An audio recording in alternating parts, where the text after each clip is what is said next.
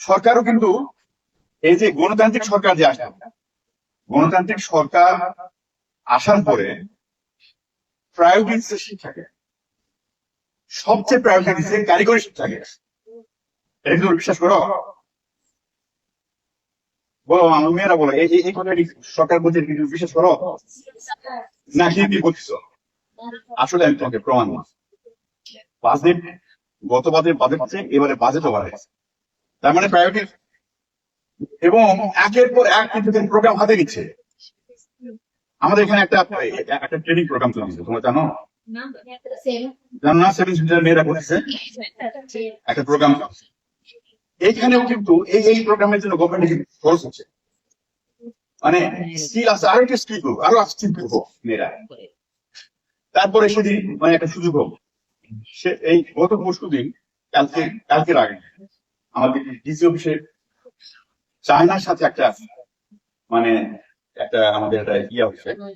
সেখানে আমাদের পক্ষ থেকে আমাদের পিয়াল সাহেব আসছে না, পিয়াল উনি আমার ছিল। এখানে চায়নার সাথে একটা হচ্ছে যে তারা ওখানে কিছু জব ক্রিয়েট করবে, এবং মানে এই আমাদের গ্রাজুয়েটদেরকে তাদের সুযোগ। এটা তো গভর্নমেন্ট ইনিশিয়েটিভ নাকি? এমপি স্যার উনি আসার জন্য করছে।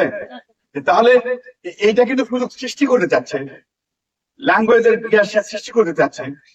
কিন্তু আমরা এই যে জুলাই আন্দোলনের মূল ভিত্তি যেটা ছিল মেধা না কোথা, এখন আমরা কোন দিকে যাচ্ছি? মেধার দিকে যাচ্ছি। আসলে এটা কিন্তু দুঃখজনক। আমাদের এই জায়গায় ফিরে আসতে হবে।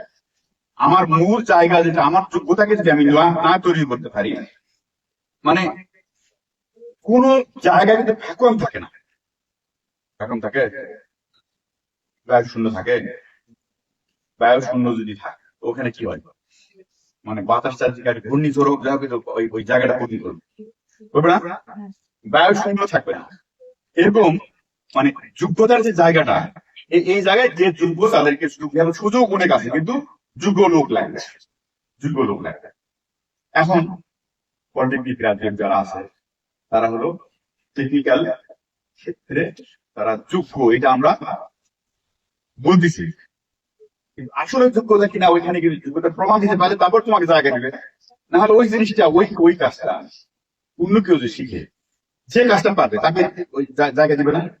বিষয় কিন্তু এইখানে। এই জন্য আমাদের এই জুলাইয়ের যে ভিত্তি যেটা মেধা না কোথা, মেধা, ওই মেধাকে আমার অর্জন করার জন্য আমাদের আগামী